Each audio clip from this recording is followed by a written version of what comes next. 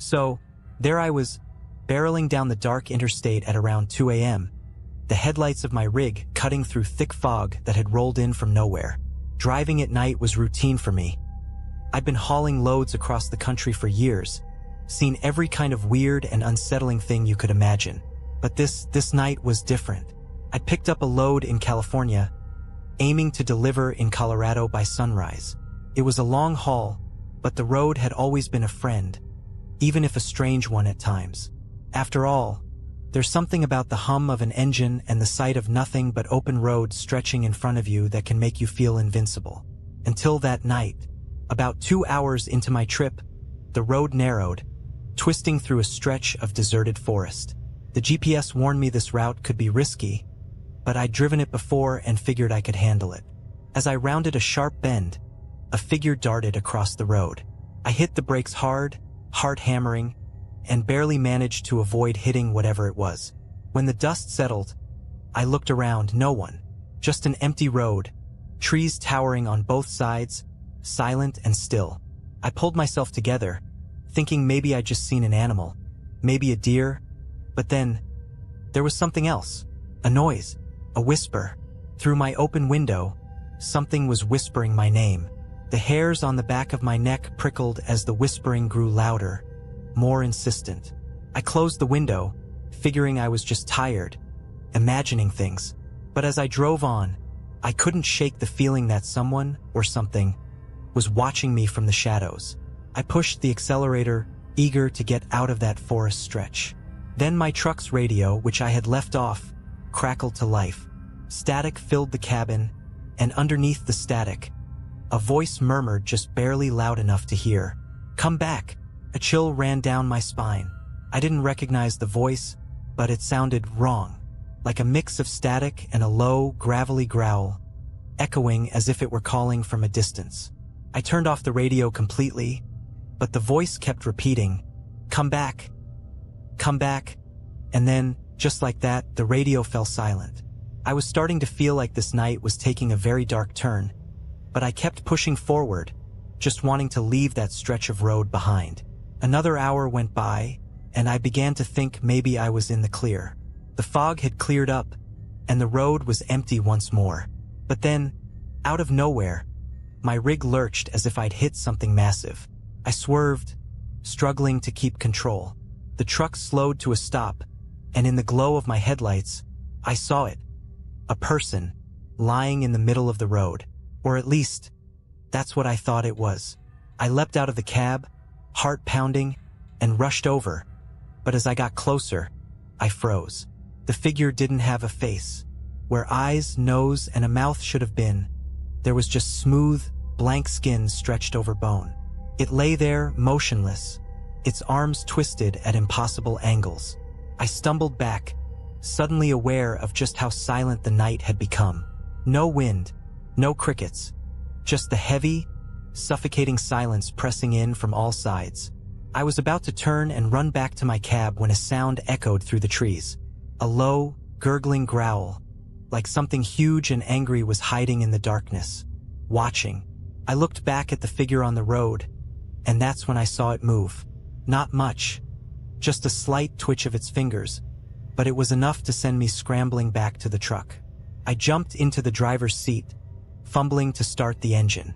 The headlights caught something else moving on the side of the road. More figures, all identical, all faceless, slowly emerging from the trees. They stood there, staring, or whatever they did with those smooth faces, right at me. With a shuddering gasp, I slammed my foot down on the accelerator and peeled out of there.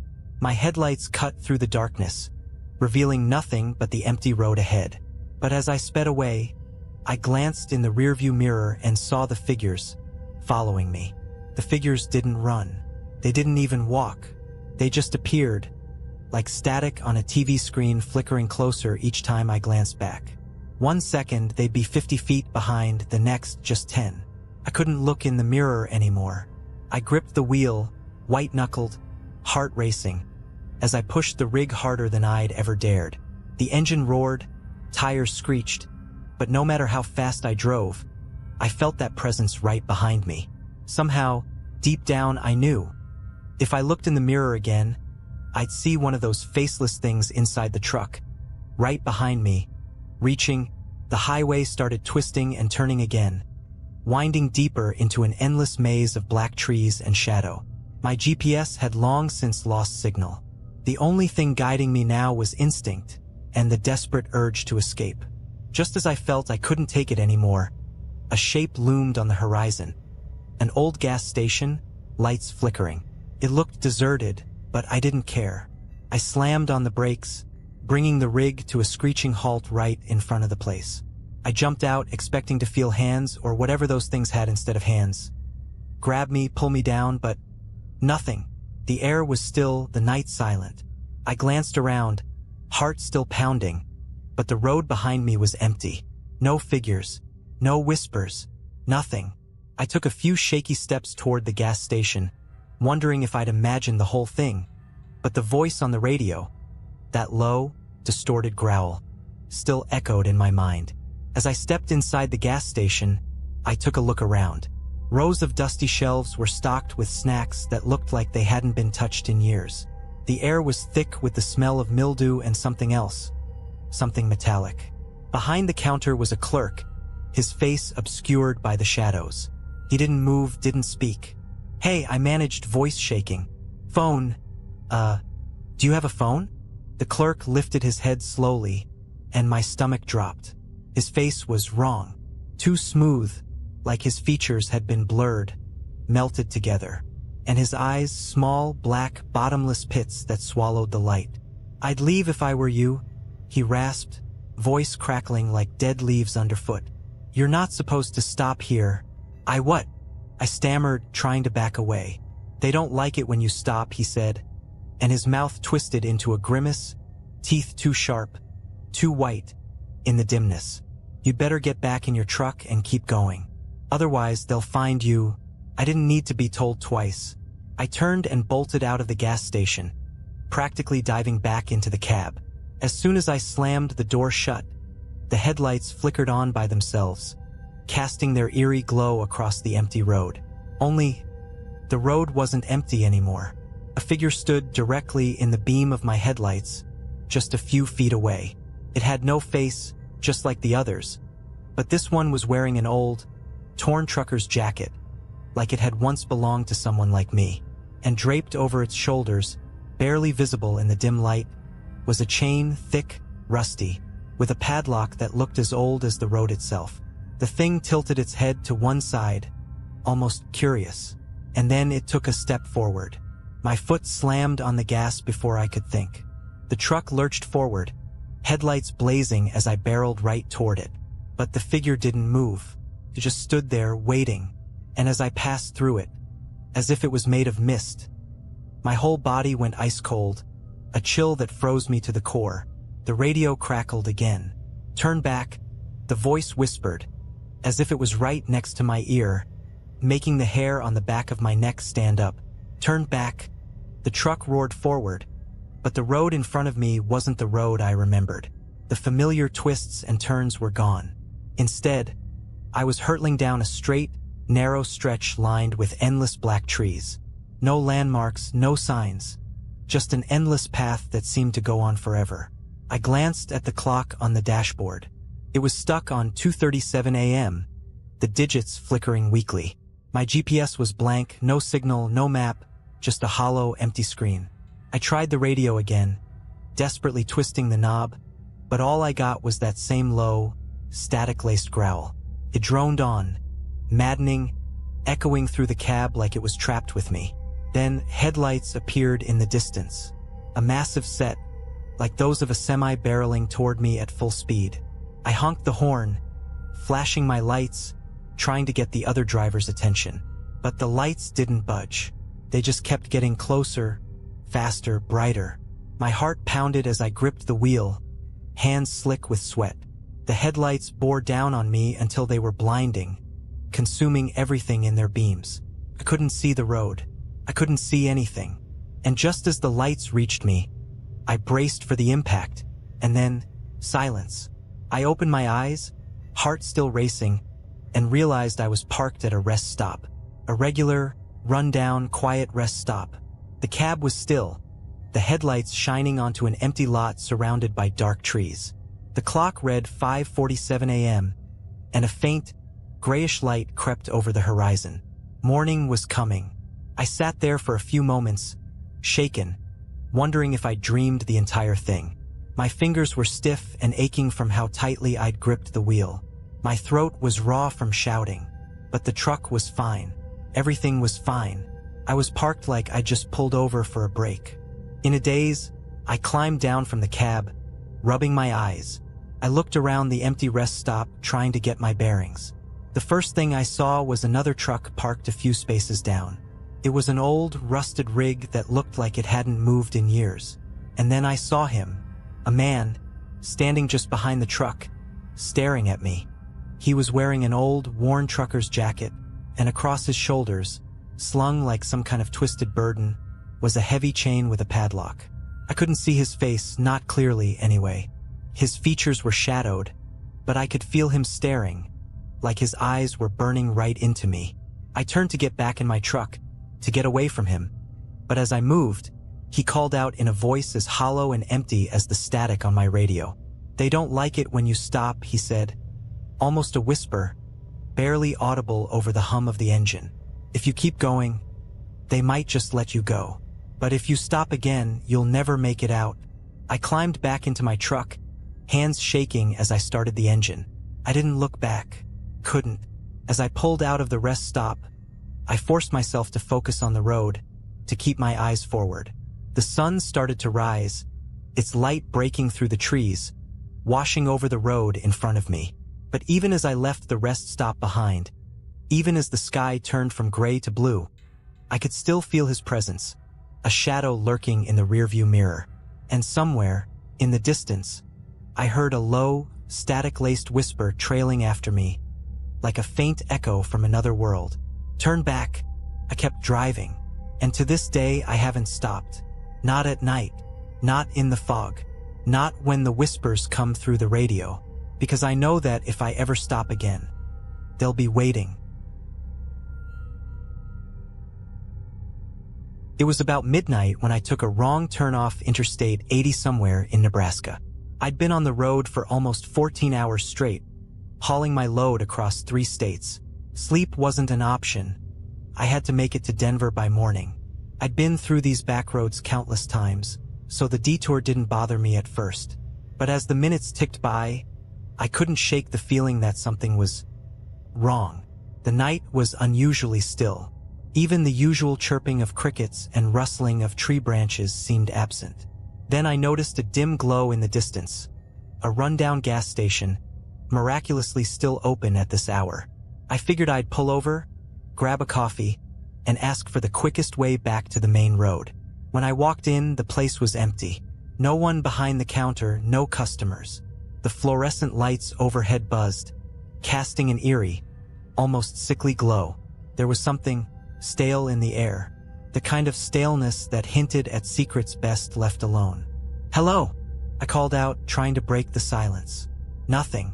Shrugging it off, I poured myself a cup of burnt-smelling coffee. Just as I was about to leave, a figure emerged from the back room. He was tall, skinny, with a face that looked like it hadn't smiled in decades. He stared at me for a long, uncomfortable moment before muttering, "Headed west?" I nodded, taking a sip from my cup, wishing I hadn't. Tasted worse than it smelled. "Stay on Route 17, he said slowly, as if each word cost him something. "And don't stop, no matter what." That got my attention. "What do you mean, don't stop?" The man didn't answer. He just gave me this haunted look and disappeared into the back. As I got back in my truck, his words stuck with me. "Don't stop."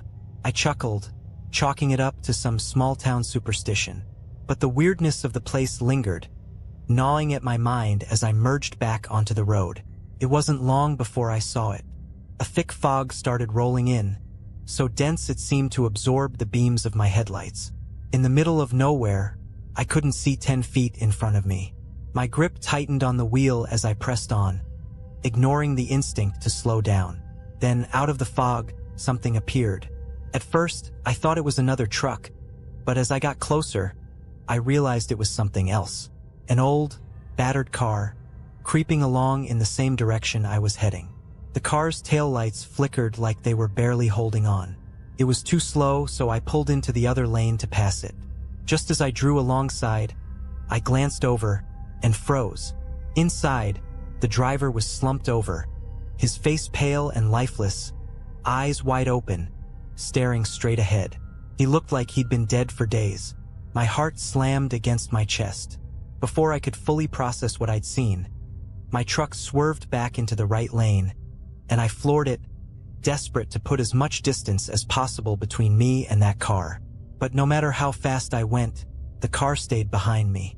The headlights of that old car never faded, locked onto my truck like some hellish beacon. I kept glancing at my mirrors, hoping to lose it around a bend, but every time I checked, it was right there, close enough that I could almost feel the driver's dead eyes boring into the back of my skull. I kept replaying what the guy at the gas station had said. Don't stop. The fog seemed to thicken, clinging to the road in thick, twisting wisps. My headlights barely cut through it. At this point, all I could see was the road immediately in front of me and those relentless headlights following behind. I kept one eye on the road and one on the clock, 2:17 a.m. It was a little over an hour since I'd left the gas station. I just had to keep moving, keep my focus on Denver. Then I saw something in the road. At first, it was just a shape, low and unmoving. As I got closer, it became clear. It was a figure, hunched over on all fours. A person, crouched in the middle of the highway, head down, hair hanging limp over their face, unmoving. My foot hesitated on the brake, every instinct screaming at me to slow down. But that voice in my head repeated, "Don't stop. Don't stop." So I gritted my teeth and hit the gas. I veered to the left, my tires skidding slightly as I swerved around the figure, narrowly missing it. Just as I passed, I caught a glimpse of the person's face, or what should have been a face. It was pale, blank, with hollow, empty eyes staring straight ahead, unblinking, and worse, turned, ever so slowly, to watch me pass. My heart hammered in my chest as I forced myself not to look back, focusing only on the road ahead. But just then, something even stranger happened. The car behind me suddenly sped up, as if it, too, was trying to avoid that figure. It swerved erratically, almost losing control, before managing to right itself. That was the first time I felt it, the bizarre sense that maybe that thing wasn't chasing me. Maybe it was trying to outrun something else. But that didn't make sense, did it? A dead driver still driving? My mind raced, trying to rationalize it all, but the fear kept me grounded. All I could do was keep my foot pressed on the gas and push forward, faster and faster, as the fog seemed to close in tighter, wrapping around the road like some kind of living, breathing thing.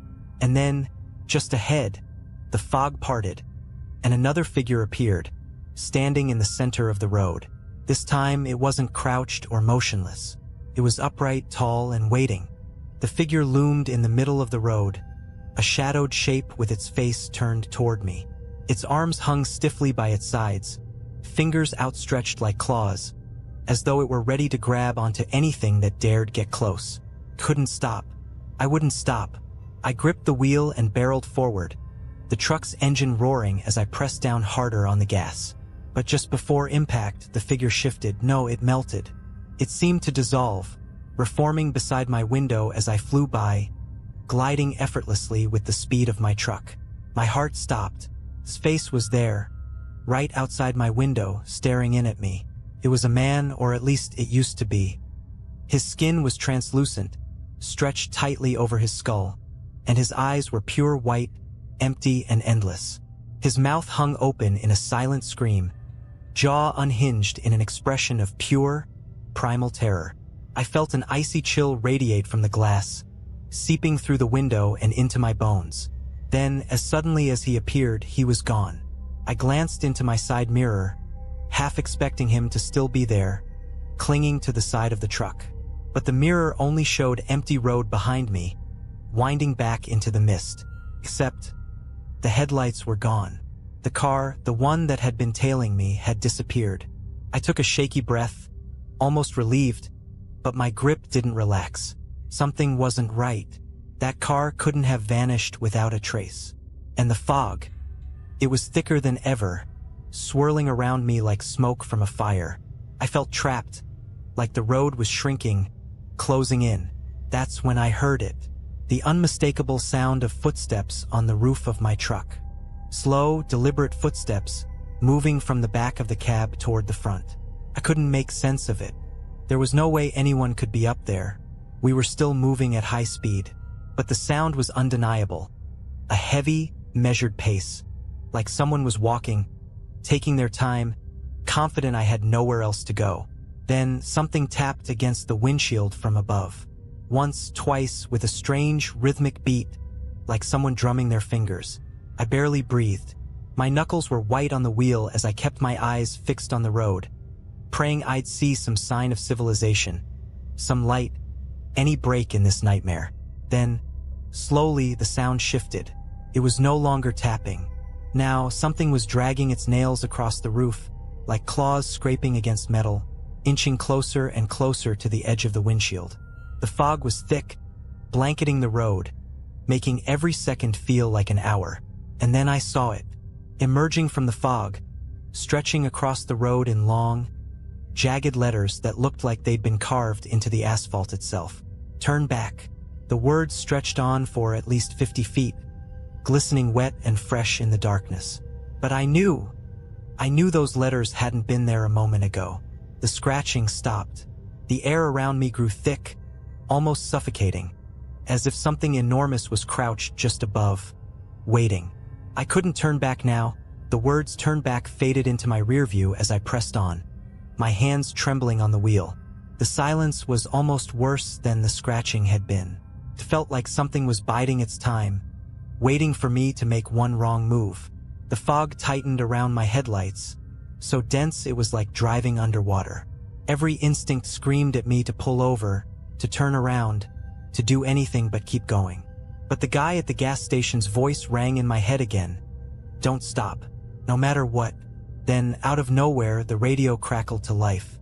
The static was loud, filling the cab with harsh white noise. I jumped, my eyes darting to the dials, but my hand froze mid-reach as something came through the static. A voice, low and strained, like it was fighting to be heard. It was my own voice. Shouldn't have come this way. My blood turned to ice. I was hearing myself, the same tone, the same exact words I'd spoken to myself just before seeing that first figure in the road. The voice continued, whispering things I'd only thought in my head, fear bubbling up with every word. You've gone too far. No turning back. My heart pounded as I struggled to ignore the radio, but the voice grew louder, overlapping, each version of my own voice layered over the other until it was like a chorus of fear. And then, they all fell silent, replaced by a single hoarse whisper. He's here. In that instant, my headlights revealed something up ahead. A figure, no, several figures, lined up along the edge of the road. They didn't move. They just stood there, watching as I drove by, their faces shrouded in shadows, but I could feel their eyes following me. One of them lifted a hand as I passed, pointing, and slowly, almost imperceptibly, each one of them turned their heads in the same direction, as if guiding me somewhere, their eyes tracking me like I was prey.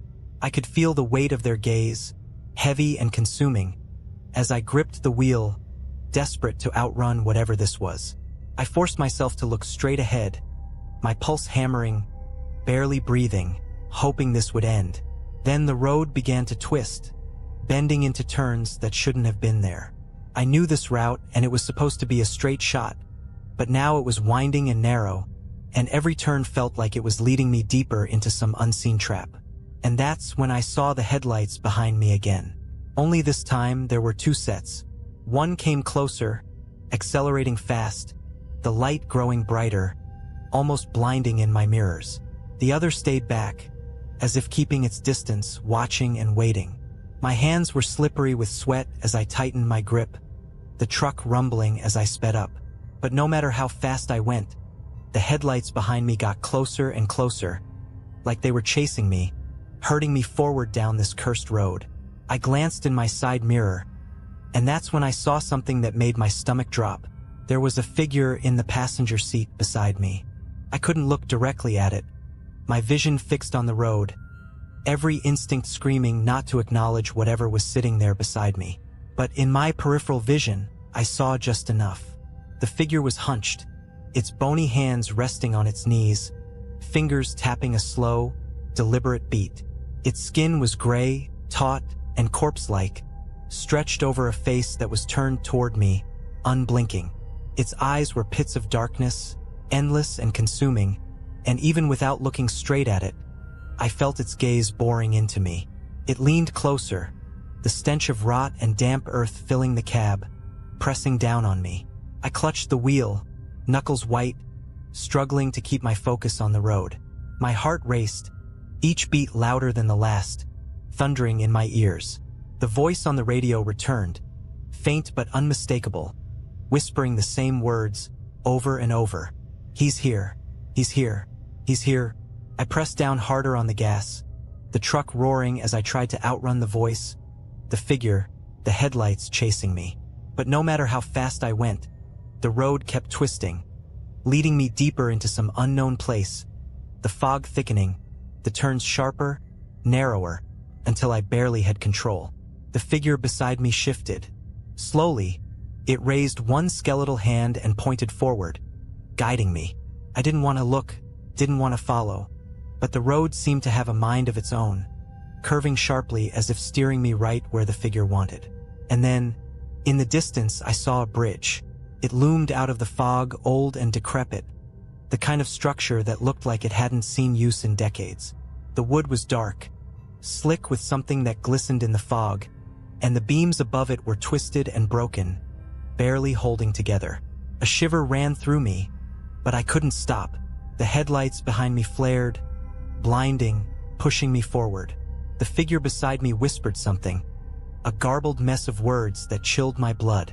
My mind raced, trying to make sense of it, to understand, but it was like hearing a language from a nightmare, words that shouldn't exist. As I approached the bridge, the figure leaned in, closer than ever, so close I could feel the cold radiating off it, freezing the air between us. Its lips cracked open, and for the first time, it spoke clearly. "You can't escape. He's waiting." My pulse skittered. I could barely breathe. The bridge stretched out before me, endless and dark, a chasm below it that seemed to go on forever. I wanted to slam on the brakes, to turn around, but the figure's gaze pinned me in place, a weight that rooted me to the seat. Then, just as my front wheels hit the bridge, the headlights behind me went dark. The road behind me disappeared into the fog, swallowed whole, leaving only silence. And that's when I heard it. A low, deep growl, rumbling up from beneath the bridge. It was an animalistic sound, primal and hungry, echoing through the night like a warning. My heart hammered, my skin cold as I gripped the wheel, inching forward, barely breathing. The sound grew louder, closer, as if something was moving up from the darkness below. I risked a glance at the figure beside me, desperate for some hint of what was happening. But it was gone. The passenger seat was empty, the stench of rot lingering, but the figure had vanished without a trace. Then, with a crack, the bridge beneath me shuddered, with splintering as something massive began to move below. The bridge groaned under the weight of the truck, the wood buckling, shifting, as if something immense and alive was moving just beneath the surface. The fog thickened, swallowing the edges of the bridge and turning everything outside my windshield into a dense, suffocating wall of gray. I was trapped, caught on this ancient, crumbling bridge with nowhere to turn, no way to go but forward. And then, out of the fog ahead, I saw it. A figure tall and unnaturally thin, standing directly in the center of the bridge. Its body seemed to blend with the mist, limbs elongated and warped, twisting into unnatural angles. I slammed on the brakes, the truck skidding to a halt just feet away from the figure. My hands were shaking as I watched it stand there, motionless. For a few moments, nothing happened. I thought maybe it was just another apparition, something that would vanish if I just blinked or looked away. But then it began to move, its head tilting, jerking toward me as if it had finally sensed my presence. It took a step forward, the wood creaking under its weight, and I saw its face for the first time. It had no eyes, just empty, hollow sockets staring into me, somehow seeing everything. Its mouth stretched impossibly wide, twisted into a grotesque grin that seemed to grow larger with every step. The closer it came, the more I felt my courage drain away, replaced by a cold, numbing fear that gripped me from head to toe. The growling sound beneath the bridge grew louder, now accompanied by the splintering of wood as the structure gave way piece by piece. Whatever was down there was rising, and it felt like the whole bridge would collapse at any moment. I knew I had seconds left to decide. Somehow, I forced myself to move. I slammed the truck into reverse, trying to back up, but the bridge shuddered violently, lurching downward as the beams split and cracked. The headlights flickered, casting strange, twisting shadows across the fog, illuminating the creature just inches from my hood. Its fingers stretched out, reaching for me. With a primal scream, I threw the truck back into drive, my only choice to plow forward, straight toward the figure. The truck lurched, its wheels skidding across the splintering wood, but I kept going, pressing down on the gas with everything I had. The creature let out a shrill, inhuman scream, its mouth widening even further as I barreled straight into it. I braced for impact, but when I hit, the figure exploded into mist, vanishing as though it had never been there. The truck roared onto the other side of the bridge, but the growling below followed me, relentless. In the rearview mirror, I saw the bridge behind me collapse into the chasm, the fog closing in as planks and beams tumbled into darkness. I kept driving, not daring to stop until the fog finally thinned and the road opened up. My heart pounded as I reached a crossroads, the signs pointing toward Denver glinting under my headlights. It was over. Somehow I'd made it. But as I rolled to a stop to catch my breath, something caught my eye in the rearview mirror. Just a glimpse, but enough to send a cold chill down my spine. In the shadows at the edge of the road, barely visible in the dim light, was the figure. Standing there, motionless, its hollow eyes locked onto me. I didn't wait. I slammed the gas, tearing down the highway, heart racing, knowing that I'd left something back on that bridge, but something else had followed me. I never liked taking the night shifts, but as a truck driver, you don't always get a choice. You just take the load and go. That night, the dispatcher called late, saying they had a last-minute job for me. A run out to a small town in the middle of nowhere. One of those places that barely appears on a map. And yeah, it sounded a bit weird. The guy on the phone wasn't our usual dispatcher, just some low voice with too much static in the background. But it paid double and I wasn't about to turn that down. I should have turned it down. Around midnight, I was on a narrow highway, trees dense on both sides, swallowing up any light besides my headlights. The road was dead empty. Not a single car passed me in the last hour. Radio static buzzed quietly in the background, the only sound besides the hum of the engine. A good way to stay alert, I told myself. But something in the air felt wrong. The kind of feeling you get when someone's watching you, even if you're all alone. After a while, I started noticing strange signs along the road. Nothing like the usual mile 25 or no littering ones. These were old, rusted, barely hanging on their posts. I squinted as one came into view. It had no words, just a hand-painted symbol of a twisted figure. Its head was cocked to one side, its limbs longer than humanly possible. That uneasy feeling grew worse. I turned my eyes back to the road, shaking it off as just some prank from local kids. But then the radio crackled louder. Through the static, there was a faint voice, just a whisper, like someone far off. "Turn around," it said. Then, nothing. I laughed a bit, chalking it up to a prank or my own sleep-deprived mind, but I turned the volume down anyway. After about 20 minutes, I saw something in the road up ahead. A silhouette, maybe 30 yards away, walking along the edge of the highway. Just a shadow in the glow of my headlights. At first, I thought it was an animal, but as I got closer, I realized it was a person. They wore a long, tattered coat and didn't seem to notice my truck barreling down behind them. It wasn't until I was practically on top of them that they finally looked up. Their face, if you could call it that, wasn't right. The features were blurred, almost melting together like a half-formed clay sculpture. Eyes too large, mouth stretched into a frozen, unnatural smile that twisted at odd angles. As I sped past, their gaze snapped to meet mine, unblinking. I felt a shiver crawl up my spine. I knew I should have kept driving, but I slowed down, glancing in my rearview mirror. There was no one there, just the empty road behind me. I sped up. The voice on the radio came back, crackling with static. Louder this time. "You need to leave." I pressed the power button, trying to turn it off, but the voice kept coming, scratchy and distorted. I hit the button harder. Nothing. Then, a burst of static cut through the silence, and I heard the sound of footsteps. It sounded like someone was running, bare feet slapping against cold concrete, and it was getting closer. My heart raced. I stomped on the gas, forcing my rig to go faster down that winding road. My eyes were glued to the rearview mirror, watching the empty road behind me. And then I saw it. That twisted figure was back. Not walking this time, running. Its long, distorted limbs pumped furiously, its misshapen face fixed in a grotesque grin, and it was keeping pace. I forced my eyes forward, praying that whatever it was wouldn't catch up.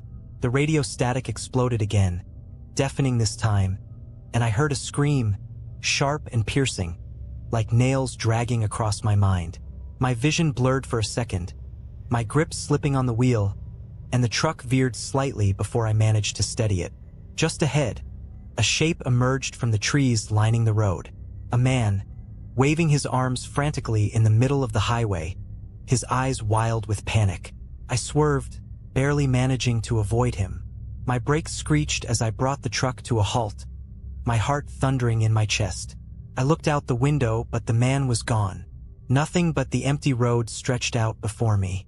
I told myself to keep going, just get the hell out of there. But something in me, maybe the old trucker's code of helping others, made me check the side mirror again. And there he was, the man standing just behind my truck, staring up at my window. His eyes were wide, mouth gaping open as if he were silently screaming. I didn't dare get out. I just stared back at him, feeling my skin prickle with cold dread. He took a step forward, his hand reaching up to the door handle. I floored it. The truck roared as it leapt forward, leaving that figure behind in the swirling dust. I didn't look back, not once. I just drove, faster than I ever had, the trees blurring past as the road stretched out in front of me. Hours later, I finally saw the lights of a gas station, a sign of life. I pulled in, barely able to keep my hands steady as I climbed out of the cab. The attendant looked at me, eyes narrowing as he took in my pale face and trembling hands. "You all right, buddy?" he asked. I opened my mouth to answer, but I couldn't find the words. How could I explain what had happened? Then I glanced at the window of the gas station and froze. There, reflected in the glass, was that figure, standing just behind me, its twisted face smiling back at me through the night. I stumbled back, blinking hard, praying that my eyes were playing tricks on me. But there it was, clear as day in the reflection. A contorted figure with that wide, unnatural grin, lurking in the shadows just beyond the gas station's glow. I whipped around to face it, fists clenched, ready to defend myself. But there was nothing there, just the dark, empty road stretching back into the woods. The gas station attendant tilted his head, watching me with concern. "You sure you're okay, man?" I took a shaky breath, wiping sweat off my forehead. Yeah, I just thought I saw something. Long haul, huh?" he said, not convinced. "Need a coffee? Bathroom?" I nodded, feeling stupid for letting some hallucination shake me up this much. "Yeah, coffee, please." Inside, the fluorescent lights were harsh, casting everything in a sickly white glow. The place was silent. No music, no hum of fridges, just that thick, uncomfortable quiet. I moved to the counter, drumming my fingers while the guy poured me a cup. I couldn't help but glance over my shoulder, scanning the glass doors to make sure I was still alone. As the attendant handed over the coffee, I felt an overwhelming urge to just talk to someone, to explain what I'd seen, to ask if he'd ever experienced anything like it on this highway. But before I could say a word, I noticed something odd on the guy's arm. It was a tattoo right above his wrist, a strange symbol that looked familiar. It was the same twisted figure I'd seen on that rusted road sign, its limbs bending at impossible angles, eyes hollow and black.